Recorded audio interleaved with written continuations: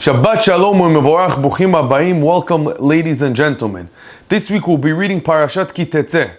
And in the beginning of the parasha, it speaks about going into the war of Eretz Yisrael, entering Eretz Yisrael, and different halachot for Am Yisrael of going into war. And later on in the parasha, the Torah brings us a very interesting isur. The pasuk says, Lo tacharosh shor b'hamor yachdav. There's an isur from the Torah that when you're plowing your field, you cannot use an ox and a chamor and a donkey at the same time to plow. What's the reason? What's the reason for this isur? Specifically an ox and a donkey. We know the Torah tells us the reason is because when you feed the donkey and you feed the ox, you feed these animals that are plowing your field, the ox chews its cud, so it takes him much longer to eat.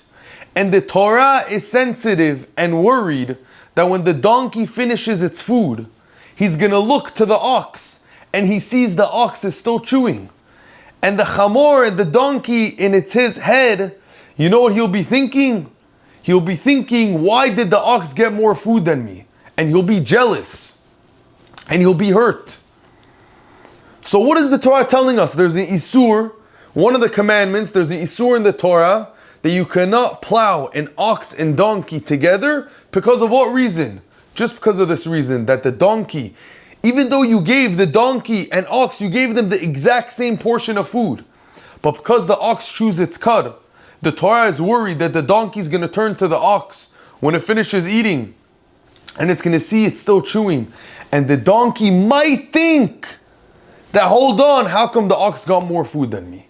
You see how careful the Torah is. For a donkey, it's not even a guarantee that there might be a machshava for a donkey that when he sees the ox, he might be jealous and he might be hurt. Why did the ox get more food than me?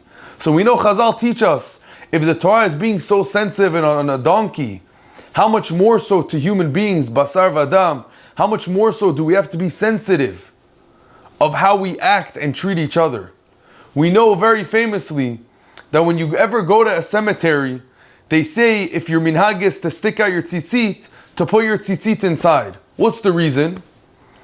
Because we don't want to make the metim, the neshamot, to feel bad. Why would they feel bad? Because if you walk around with your tzitzit on the cemetery, then you're going to remind them that in their world where they are in Olam Haba, in Gan Eden, which is a better place than this world, but they're going to be jealous and they're going to be like, wow, look at these people in Olam Hazeh. They have the mitzvah of wearing tzitzit.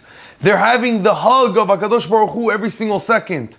So because we're sensitive for the metim, people who passed away, for the neshamot who are in Gan Eden, we're sensitive that they shouldn't be jealous that we have tzitzit. So the minhag is that you shouldn't stick your tzitzit out in a cemetery.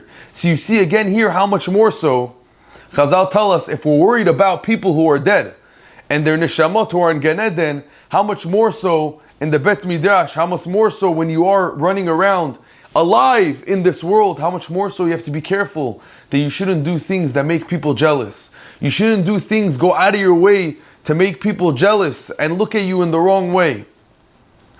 The Belzer Rebbe had a minhag that was known for, that he says you shouldn't praise your children and boast about your children in front of other parents. Because he said, what if there's a parent in the circle that maybe they don't get nachat from their children? Maybe their child is not going on the right path. And when they hear a parent boasting about their children, boasting about their child, of how they're going the derech HaTorah and how they're being a Talmid Chacham, they might get sensitive. And they might be hurt and embarrassed that how come my child is not like this? How come my child doesn't give me this nachat? So we learn from the Torah, we learn from this, the sensitivity to others. We're in the Chodesh of Elul, Rabotai, coming close to Rosh Hashanah and Yom Kippur. And we know it says we have to work on our midot, we have to work on our ben adam lechavero.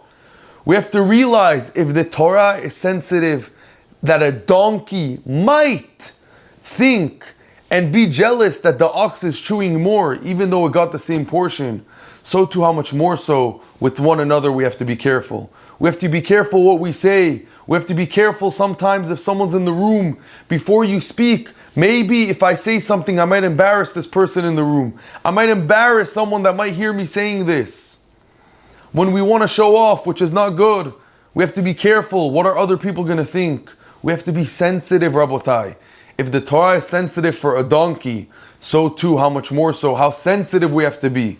And we know Chazal tell us that if we treat others respectfully, if we are sensitive to others, HaKadosh Baruch Hu is going to be sensitive to us when it comes to Rosh Hashanah, when it comes to Yom Kippur, when it comes to Yom Adin, and we'll see the Geula Shelema. Shabbat Shalom umevorach.